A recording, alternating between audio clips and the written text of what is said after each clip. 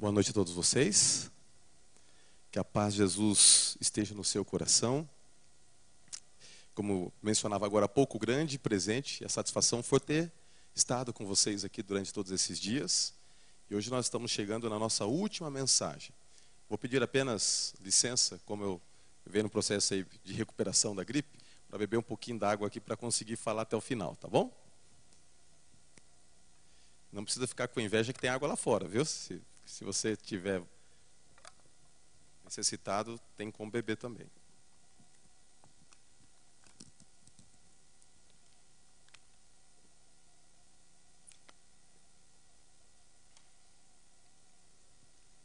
Bom, para que nós não avancemos muito no tempo, quero apenas deixar aqui meu gesto de carinho. Eu vou levar o teu presente com carinho, viu, querida? Ela me deu o livro, cadê o livro? Já ficou junto ali, né, com as coisas, já foi levado ali. Vou levar com carinho. Ah, tá aqui. Vou guardar com carinho o livro que você me deu, tá bom? Nós estivemos, então, estudando essa semana sobre os bastidores, o que estava por detrás da cruz, na perspectiva do Evangelho de João. Então, a gente viu várias cenas, várias facetas dos últimos discursos de Jesus que antecederam a cruz. E hoje eu gostaria de conversar com vocês sobre um discurso após a cruz. Esse sermão eu pregaria sábado, mas uma vez que haverá batismos aqui e lá, então houve a necessidade de nós cortarmos um pouquinho a semana, terminando hoje. Então eu quero aproveitar e apresentar a vocês o sermão que eu apresentaria amanhã.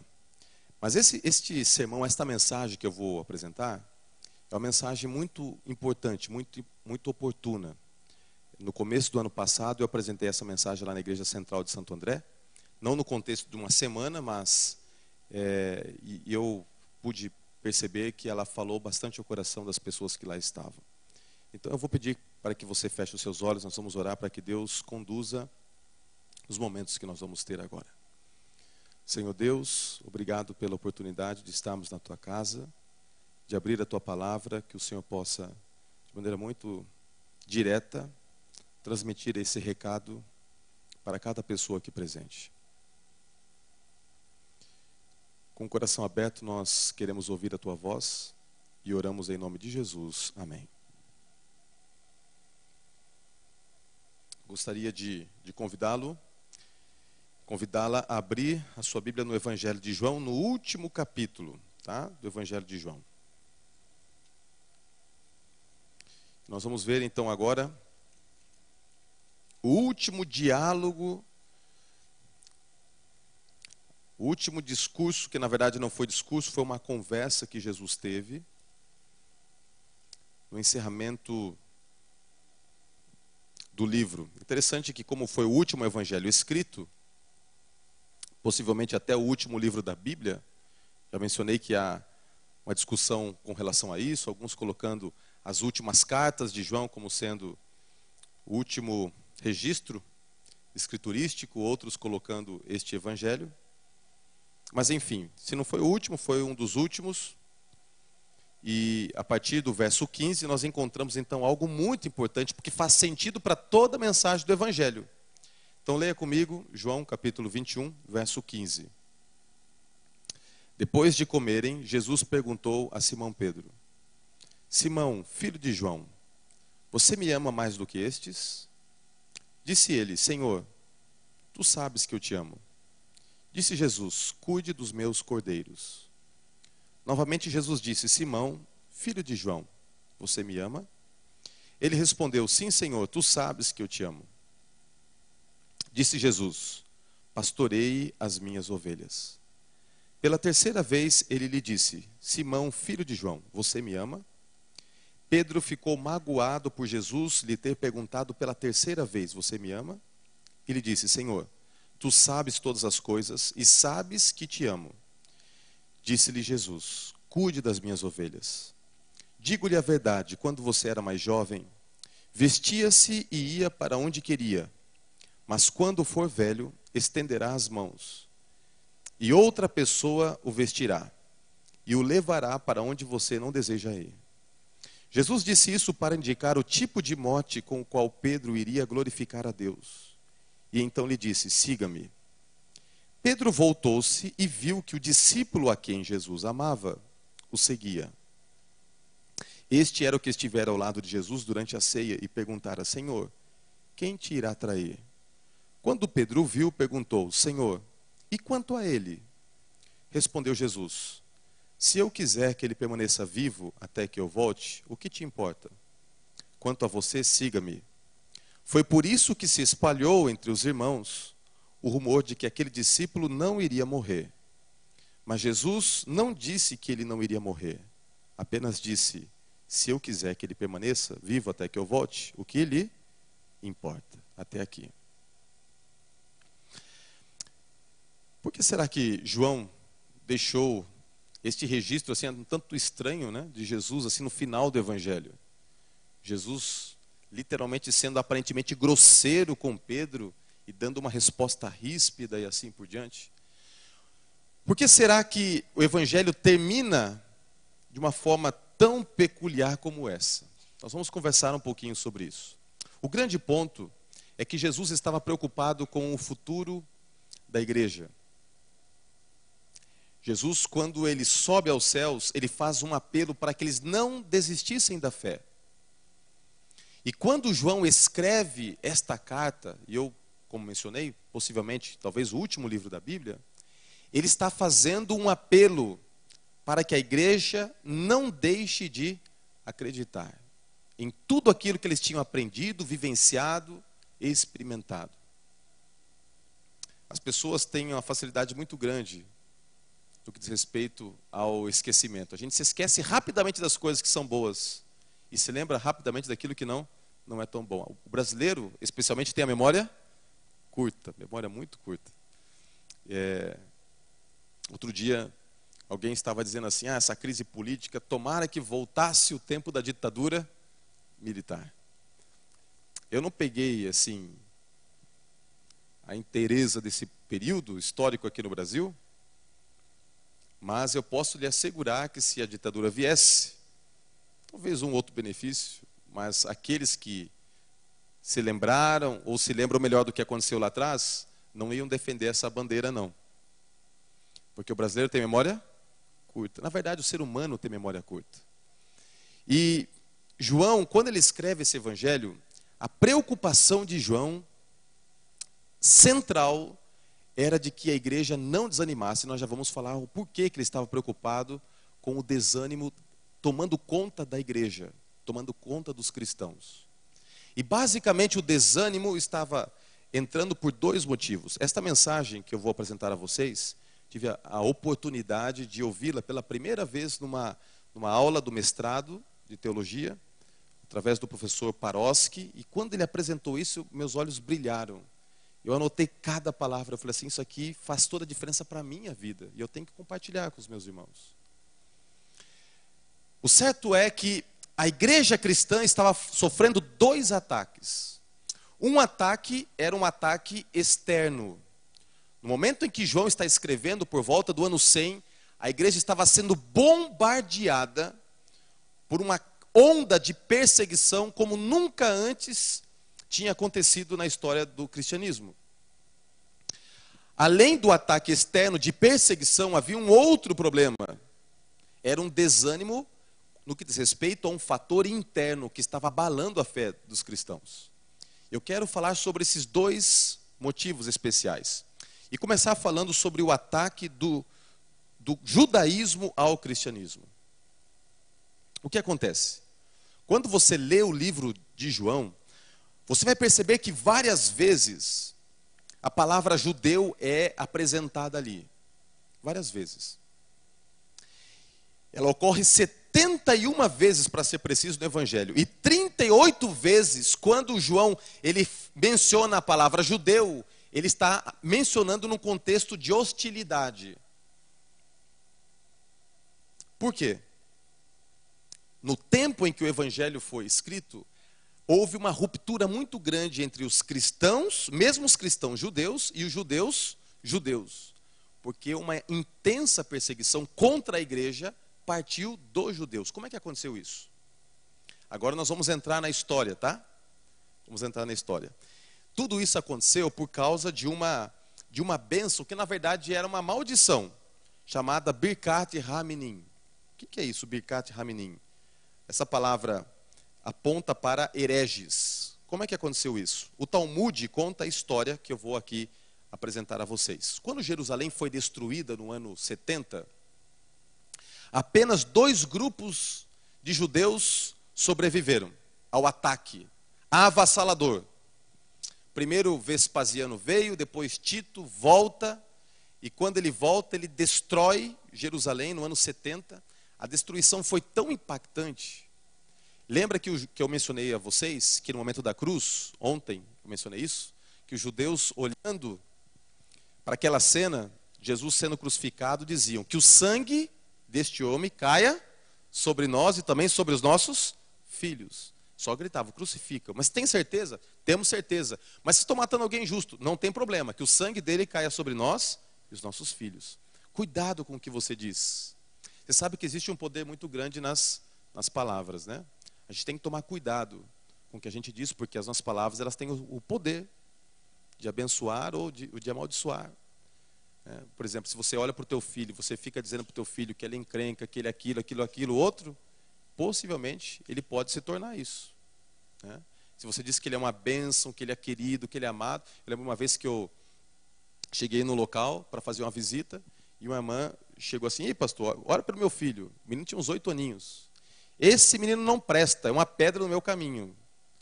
Aí o menininho abaixou a cabeça e continuou. Ele é terrível, pastor. E começou a falar. Se eu não me engano, foi um contexto de uma igreja que eu cuidava lá, chamada Vila Formosa, quando eu era pastor lá na Grande Florianópolis, e foi destruindo, o menininho foi encolhido. Sabe como uma criança fica, né? Ele veio todo faceiro me cumprimentar na casa, quando estava lá, e quando a mãe começou a detonar o menininho, ele foi, foi encolhendo, eu falei assim, mano, eu tentava consertar, mas ele, né? Não, mas ele é muito vivo, é vivo? Ih, pastor, é vivo, mas é vivo para acabar com a gente. E ia falando, e eu tentando consertar. Que coisa terrível, né? Eu fico pensando, uma mãe que fala isso para o filho, como é que o filho vai crescer? Ouvindo isso, vai fazer o quê?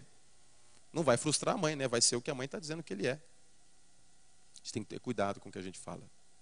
Os judeus não tiveram cuidado, disseram que o sangue de Jesus cai sobre nós e cai sobre os nossos filhos. A destruição foi terrível.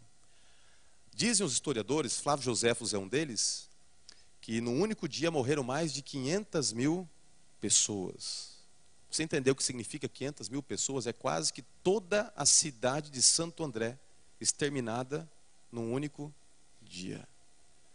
Quando eles dizem nos relatos que as ruas da cidade ficaram manchadas, né, ou pintadas de vermelho, não é uma hipérbole, literalmente. Foi algo terrível. Mas 2 grupos escaparam. Que grupos?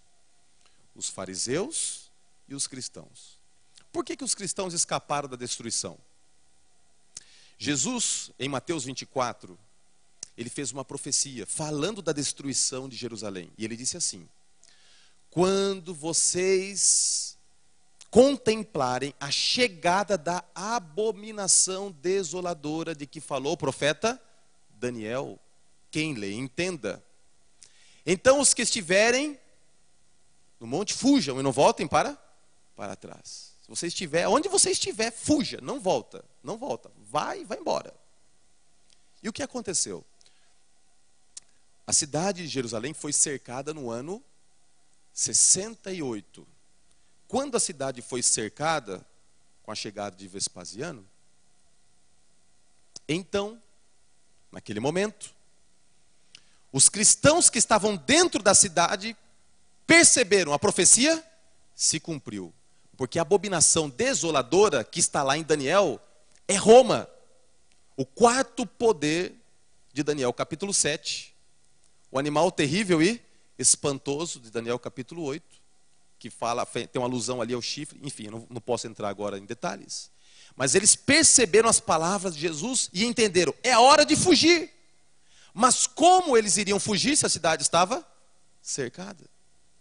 Bom, algum tempo depois, os soldados romanos de uma situação quase que misteriosa, eles se retiram, porque acontece um problema interno dentro do império e os soldados romanos, por ordem do comandante, começam a retornar. Então, quando eles estão retornando, eles recuaram e foram embora. Os portões de Jerusalém foram abertos. Porque os judeus pensaram assim: se eles estão fugindo, indo embora, é porque Deus entregou esse exército nas nossas mãos. Vamos atrás deles e vamos acabar com eles. Só que o exército de Jerusalém era um exército pequeno, despreparado, e o exército de Roma era monstruoso e muito bem preparado para a guerra. Quando os portões foram abertos, você acha que os cristãos foram junto para perseguir e matar os romanos? O que eles fizeram? Fugiram. Aí eles perceberam, é o sinal que Jesus deixou.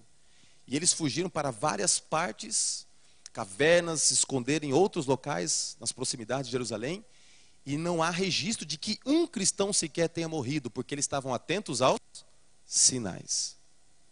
Em contrapartida, os judeus foram atrás do exército romano, e quando o exército romano percebeu que os judeus estavam indo atrás deles, deram meia volta, vou ver, e marcharam contra os judeus. Eles ficaram com medo, e não se viram outra alternativa, senão, novamente, entrar na cidade e fechar os muros, fechar os portões e se esconder atrás dos muros.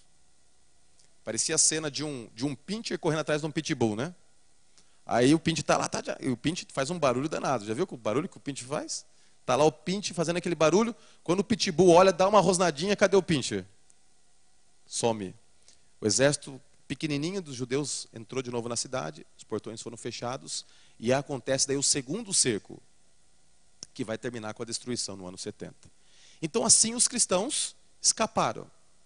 Mas a pergunta é, como que os fariseus escaparam? Se só os dois. Haviam vários segmentos, tinha os zelotes, que eles eram, né, o EI, né, o Estado Islâmico daquele tempo. Eles eram os extremistas, tinha os saduceus e outros tantos segmentos. Mas por que os fariseus escaparam? Então agora eu vou relatar para vocês o que aconteceu com os fariseus. Os fariseus, eles não conseguiam sair da cidade, eles queriam se entregar. Eles sabiam que era loucura aquela guerra. Sabia que o final ia ser de morte. E eles tinham um líder chamado Ben Sakai. Então os fariseus, eles várias vezes tentaram no diálogo convencer os líderes militares de Jerusalém para que houvesse uma entrega generalizada da cidade. Mas eles não queriam se entregar devido ao orgulho. E disseram, se vocês continuarem com esse pensamento, nós vamos matar todos vocês. Então Ben Sakai teve uma ideia. Ele fingiu-se de morto. E ele era a pessoa talvez mais importante dentro da cidade. E ao fingir-se de morto, os seus seguidores pediram autorização então para que pelo menos o sepultamento dele fosse feito como seu último desejo fora dos muros da cidade. Então os muros foram abertos, os portões foram abertos, e eles passaram pelos portões, transpuseram a barreira dos muros, e quando eles estavam a boa distância, aquele que estava morto, miraculosamente, levantou-se, que morto não estava coisa nenhuma, e eles saíram correndo para se entregar. Olha que interessante, ele saiu correndo para se entregar. E quando ele sai correndo, ele é levado na presença de... Eles são levados, os fariseus, especialmente Ben Sakai, na presença de Vespasiano, para que Vespasiano decidisse se mataria, o que faria com aqueles líderes que se entregaram. Então Vespasiano chega na presença de Ben Sakai, e Ben Sakai, ele se ajoelha, e ele começa a saudar Vespasiano, como se Vespasiano fosse o imperador romano. E ele começa a saudar o imperador, e Vespasiano fala assim, para, eu não sou imperador, eu sou apenas o general. Acontece que enquanto está acontecendo esse diálogo, chega a notícia de que o imperador romano estava morto, e que Vespasiano foi escolhido para ser o próximo imperador. Vespasiano ficou muito impressionado com aquilo, porque ele pensou, né, foi uma profecia. E num gesto de bondade, de retribuição, ele promete que os fariseus, por terem se entregado, e principalmente porque Ben Sakai, entre aspas, prediz que ele seria o próximo imperador, ele dá salvo-conduto para todos os fariseus. Ou seja, ele dá carta branca para eles fazerem o que eles quisessem após a destruição. Perceba então que os dois grupos se safaram, os cristãos e os fariseus. Mas depois da destruição, aconteceu um problema. Até a destruição, era comum os cristãos em Jerusalém irem às sinagogas, irem ao templo e adorar a Deus. Só que depois da destruição, os fariseus deram início a uma onda terrível de perseguição aos cristãos. E então, para revelar quem eram os cristãos que ficavam enrustidos, quietinhos na sinagoga, para assistir os cultos, para identificar e matar quem eram os cristãos, foi inventado esse livro de 18 bênçãos. E a 12ª bênção era uma bênção que, na verdade, era uma maldição contra os hereges. E esses hereges, os cristãos. Então, alguém era convidado a ir à frente e ler as bênçãos. E, ao ler, ele tinha que ler a 12ª bênção, que era uma maldição contra os cristãos. E se um cristão fosse convidado para fazer isso, ele ia ler? O que você acha? Ia ler ou não? Ele tinha que fazer uma escolha. Ou ele negava a fé, ou ele lia. Então, muitos cristãos, com esta jogada, foram revelados como cristãos. E começaram a ser presos e ser mortos. O resultado disso tudo é que uma onda de derramamento de sangue levantou sobre os cristãos. Aí você fala assim, pastor, mas eu não entendi. Por que isso desanima? Por que isso desanima? É fácil você ser cristão, entrar no teu carro, colocar uma roupa diferente, entrar aqui pela porta da igreja, sentar-se nesse banco, cantar, sair tranquilo, ninguém te incomoda. Né? Agora, vocês viram o que aconteceu essa semana lá no Egito? Vocês viram o que aconteceu com as igrejas cristãs lá no Egito? A onda de perseguição. Dezenas de cristãos mortos em ataques essa semana. Como que você, se estivesse no Afeganistão, se sentiria, no que diz respeito ao conforto, dizer, eu sou um cristão adventista do 7º dia? Você ia sair fazendo trabalho missionário de porta em porta? Você iria em paz se deslocar para a igreja? Dando na cara que você é crente, é cristão? Você faria isso? A gente não sabe o que é viver no contexto de hostilidade, de perseguição, onde você não teria a possibilidade de claramente defender a sua fé. A gente não sabe o que é isso. Nem eu sei o que é isso. Nem adianta dizer que eu sei que eu não sei. O que é ser perseguido por causa de Jesus. Às vezes, quando a perseguição é indireta lá no trabalho, quando alguém descobre que você é um cristão, que é um adventista, ou lá na faculdade, quando você começa a faltar a sexta-feira à noite, e você é atormentado, quantos começam a balançar na fé e já começam a pensar em desistir? Porque a pressão está muito forte. Então, agora imagine a situação de várias pessoas, o marido perdendo a esposa, que perde a irmã, sabe, e os cristãos estão sendo mortos em Jerusalém, e em outros territórios judeus, e a igreja começa a pensar, e agora, vamos acabar? Será que a gente vai conseguir passar por isso? Isso foi um ataque terrível. O cristianismo quase naufragou, porque os cristãos eram mortos às dezenas dos milhares. Agora, o outro problema é o problema de uma confusão interna que estava fazendo com que os cristãos estivessem desanimando. Qual é essa confusão? É o relato que nós acabamos de ler, que está aqui no Evangelho. O que aconteceu? Pedro negou Jesus quantas vezes? Estão certo disso? 3 vezes? Sim ou não? Alguns já ficaram meio assim. 3 vezes? Sim? Então diga amém. Amém. Isso mesmo, negou 3 vezes. Não é pegadinha, não. Negou 3 vezes. Aí, quando Jesus aparece, depois de um tempo, após a ressurreição, na presença de Pedro, ele faz ali um milagre.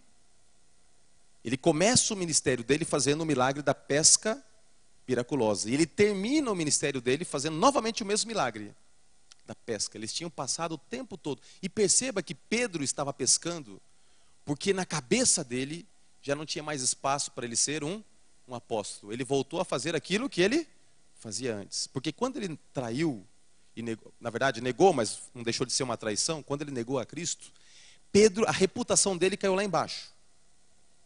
Ele começou a ser olhado com desdém até pelos outros apóstolos. Ele perdeu a confiança. Sabe aquele jogador que na final da Copa do Mundo tá o jogo 0-0 e aos 45 do segundo tempo tem um pênalti, né? E ele vai para bater o pênalti, perde o pênalti, depois a seleção acaba perdendo a Copa. Fica marcado para quanto tempo? Para sempre, né? O Brasil passou por isso. O pobre do Barbosa na Copa de 50 deixou lá a bola passar do Uruguai, né? O Brasil estava ganhando o jogo, o Uruguai virou no finalzinho e o Brasil perdeu a Copa. As pessoas queriam matar o pobre do Barbosa. Ele nunca mais teve paz. Ficou rotulado para sempre. É terrível quando a gente rotula as pessoas. O interessante é que Pedro ficou rotulado como fracassado. E Jesus não permitiu que isso acontecesse. Jesus, na frente dos demais apóstolos, depois de operar o milagre da pesca, ele chama Pedro na frente de todo mundo e diz assim: Pedro, você me ama? Pedro diz: Senhor, todo envergonhado, tu sabes que eu te amo. Aquela coisa batendo na cabeça, né? Por que eu fui trair o meu Salvador? Eu fico imaginando que ele não tinha nem coragem de ficar olhando muito para Jesus. Aí Jesus pergunta uma segunda vez: Pedro, você me ama mesmo? Senhor, tu sabes que eu te amo. Apacenta as minhas ovelhas. Aí Jesus pergunta uma terceira vez: Pedro, você me ama mesmo? Daí Pedro, a Bíblia diz que ele ficou profundamente magoado, triste, arrasado.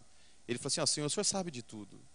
O Senhor sabe que eu te amo. Eu sei que meu amor é um amor que já falhou contigo. Eu era orgulhoso, eu dizia que jamais te deixaria. Na hora que a coisa apertou, eu falhei. Eu não tenho moral para nada, Senhor. Mas o Senhor sabe que eu te amo. Aí Jesus olha para Pedro e diz assim: Pedro, não tem problema, Pedro. Eu continuo te amando. Apacenta as minhas ovelhas.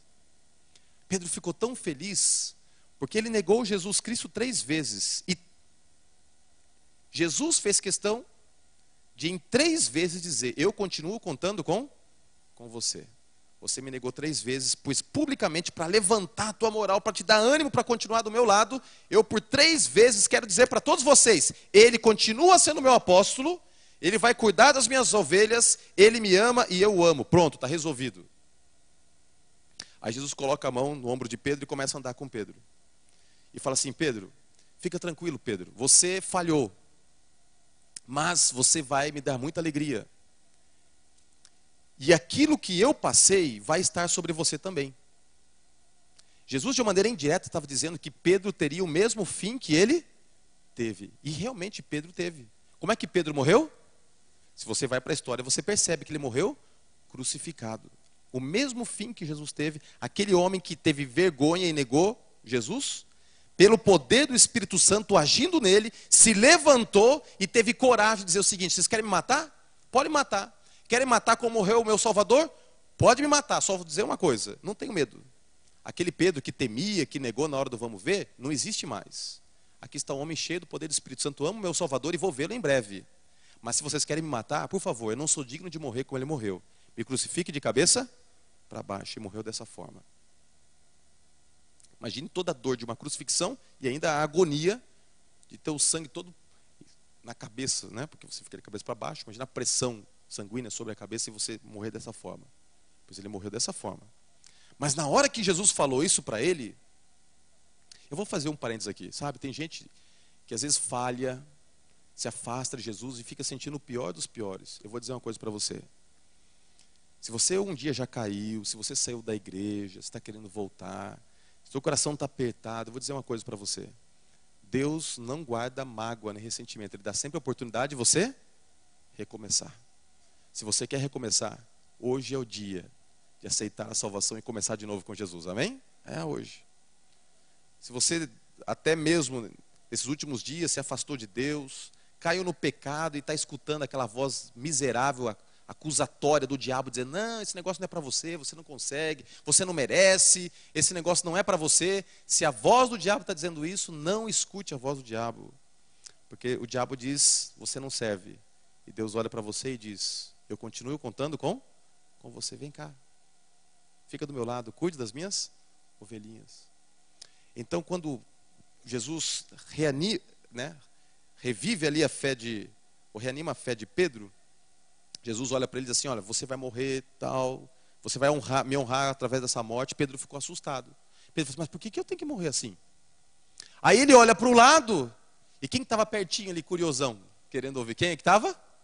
Quem é que estava? Diz aqui o relato, o discípulo a quem Jesus amava. Ele não quis ser orgulhoso, assim, dizer assim, eu que escrevo essa epístola, João, a quem Jesus amava. E realmente, João era o discípulo amado, era o discípulo que Jesus tinha mais intimidade.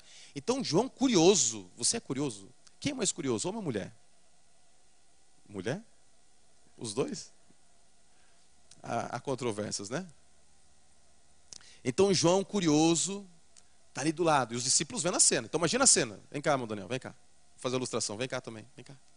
Os dois aqui. Então, vamos lá. Eu estou aqui com o Daniel, tá? Conversando com ele, faz quanto que eu sou Jesus, e o irmão Daniel é o Pedro, né? Estou aqui conversando, olha, não tem jeito, você vai morrer, né? Não, mas não vai morrer não, fica em paz, viu, irmão? Você vai viver, viu? Você vai viver. E aí tem alguém ali, ó. Alguém ali. Aí ele fica incomodado, mas que o João está aqui querendo ouvir essa conversa, mas e ele ali? Não vai morrer também? Aí eu olho assim para ele assim, ó, ô Pedro, é o seguinte, se eu quero que você morra dessa forma e que ele viva e não morra, que te importa? Eu já te disse que te amo, cuida das minhas ovelhas, ou seja, não interessa para você o que vai acontecer com ele, tá? Tá bom? Senta lá. Aí, esse é o discípulo amado, né? Mas ele também é amado, viu? Senta lá. Aí o que acontece? Surgiu entre os cristãos um boato, né? Diz que às vezes o boato é tão falado que ele acaba quase que virando o quê? Fato, né? O boato acaba quase virando fato. E o boato que surgiu é que João não morreria antes de Jesus voltar. Ou seja, e a coisa foi ficando cada vez mais forte porque eles olhavam, Tomé morreu, Bartolomeu morreu, Pedro morreu, e todo mundo vai morrendo. E João continua vivo. João continua vivo. João é jogado no caldeirão de óleo fervendo. E João não morre. Não foi martirizado. João sai do caldeirão. João é levado para Pátimos. E João não morre. Volta para Éfeso, escreve Apocalipse, só que tinha um problema. Agora João já estava bem velhinho. Bem velhinho. Quase morrendo. E a igreja toda olha para João e fica pensando, esse homem não pode morrer. Porque se esse homem morrer, acabou. Quem sabe tudo aquilo que a gente acreditou, realmente vai cair por terra. Porque eles tinham a ideia. Tanto é que João tem o cuidado, ao escrever esse relato, dizer o seguinte, mas não foi isso que Jesus disse. Ele não disse. É como se João estivesse terminando o livro dizendo o seguinte, olha, e surgiu um boato de que eu não morreria, mas isso não é verdade. Jesus não disse que eu não morreria, Jesus simplesmente disse, se eu quero que ele permaneça, que te importa. O que eu quero é que vocês continuem a acreditar. E agora João estava a um passo de morrer e ele olha para a igreja e ele escreve este evangelho. E sabe por que ele escreve este evangelho? O grande foco do evangelho de João, se você ler o evangelho de cabo a rabo, você vai perceber que o foco de João é mostrar que a igreja precisava continuar a acreditar. Tanto é que João, ele não enfatiza tanto as ações de Jesus. Ele quase não fala de milagres. Só 7 milagres são apresentados na narrativa do evangelho. Nos outros evangelhos, Jesus está sempre tocando as pessoas. Jesus vai, toca na pessoa e cura. Ele está tocando nas pessoas, tocando na narrativa. O evangelho de João não. O evangelho de João, quase todo ele, são discursos de Jesus, vocês viram? Discurso. Até para falar da cruz, ele quase não fala em termos de atitudes, de ação. Ele fica dando ênfase nas palavras, nos discursos. Por quê? O que João está querendo dizer é que a palavra de Jesus é tão poderosa quanto o seu toque. Nós não precisamos da presença física de Jesus, porque ele estava preparando a igreja para a sua ausência. Quanto gostariam de dizer amém por isso? Sabe, algumas pessoas acostumados nesse ver para crer, ficam esperando o toque de Jesus. Só que às vezes Jesus não toca, Ele só deixa a sua palavra como garantia. Às vezes você está ali, diante de uma situação terrível, um parente, um filho, uma mãe, sei lá quem, no hospital, morrendo, definhando aos poucos. E você vê essa cena. E você começa a pedir que Deus toque na vida daquela pessoa, que Deus cure aquela pessoa, e às vezes Jesus não faz isso. Mas o que Jesus, através do Evangelho de João, está querendo dizer é que tão poderoso quanto o toque dele, que pode curar, é a sua palavra. E a palavra de Deus diz que, ainda que ele não cure, Jesus disse para Marta e Maria: eu sou a ressurreição e a vida. Quem crê em mim, ainda que seja morto, viverá. E se você crê nessa palavra, essa palavra tem o mesmo poder que o milagre. Porque um dia aquele que está morto vai ressuscitar. Às vezes você está pedindo para Deus que a tua empresa melhore, que você consiga dobrar os rendimentos, que você consiga pagar as dívidas, você está sendo honesto, e porque foi honesto, o teu trabalho não está prosperando.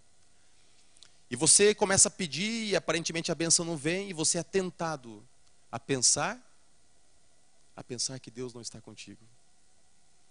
Talvez você é tentado a pensar: será que vale a pena isso aí mesmo? Será que Jesus vai voltar? Será que esse negócio é real?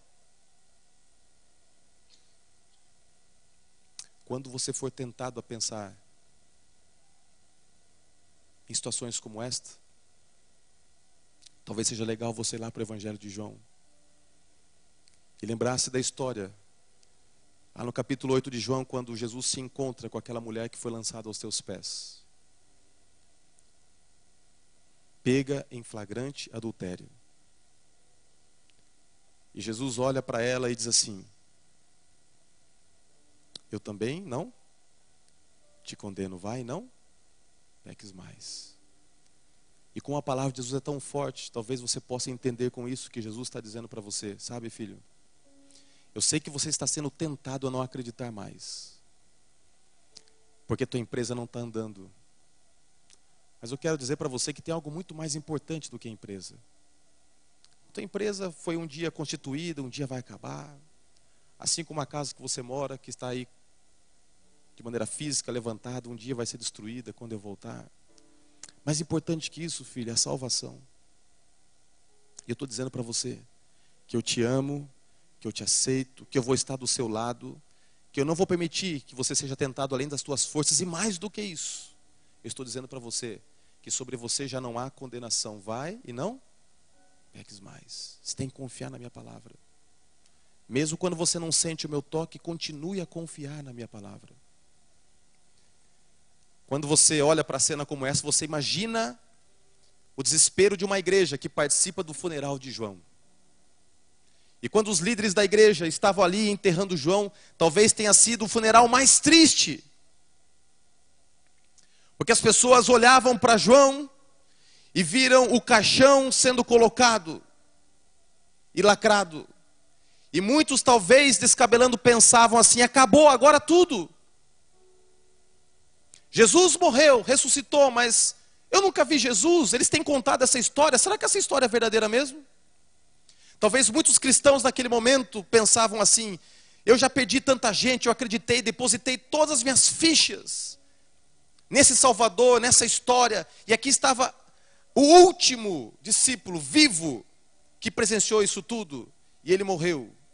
E eu pensava que Jesus voltaria antes que ele morresse. E Jesus não voltou. Será que vale a pena continuar acreditando nisso? Eu imagino outra pessoa dizendo assim: olha, João está ali morto. Aí vem cá, dá uma olhadinha no que ele escreveu. Eu fico imaginando a cena dessa pessoa encostando em João, dizendo assim: mas sabe o que Jesus disse para João e ele deixou escrito aqui? Não entre em desespero. Creio em Deus, creio também em mim. Na casa de meu pai há muitas moradas. Se assim não fosse, eu não vou, eu teria dito: vou preparar-vos lugar. E quando eu for e vos preparar lugar, virei outra vez e vos levarei para mim mesmo, para que onde eu estou estejais vós também. Você está chorando a morte de João, mas ele nunca disse que ficaria vivo até a volta de Jesus. Ele não disse isso. Nós é que dizíamos isso, e ele deixou claro isso no Evangelho, que foi um engano. Ele está sendo sepultado agora, mas não fique desesperado, porque a palavra de Jesus é tão poderosa quanto o seu toque. Ele prometeu, Jesus prometeu, e João retratou esta promessa em forma de palavras no seu Evangelho, que ele voltará uma outra vez. Continue a acreditar. Sabe, na nossa vida cristã nós somos tentados entre tantas coisas, em alguns momentos, a questionar a nossa fé. Eu queria terminar essa semana santa, em que estamos aqui lembrando o sacrifício de Cristo Jesus, que o Evangelho de João nos dá a certeza de que tudo que ele escreveu não foi fatos fictícios inventados por mente humana, como na montagem de um roteiro para filmes de Hollywood. João mesmo faz questão de dizer: aquilo que eu vi com os meus olhos, fiz questão de relatar. Eu vi, eu sei o que eu estou dizendo. Eu vi Jesus, eu conheci sua face, eu conheci o tom da sua voz, eu conheci a cor dos seus cabelos, eu vi quando ele foi erguido naquela cruz, eu vi quando ele foi colocado na tumba. Eu o vi entrando misteriosamente dentro da sala, estava tudo fechado. Ele entrou com o corpo glorificado. Eu vi quando Tomé questionou a sua fé.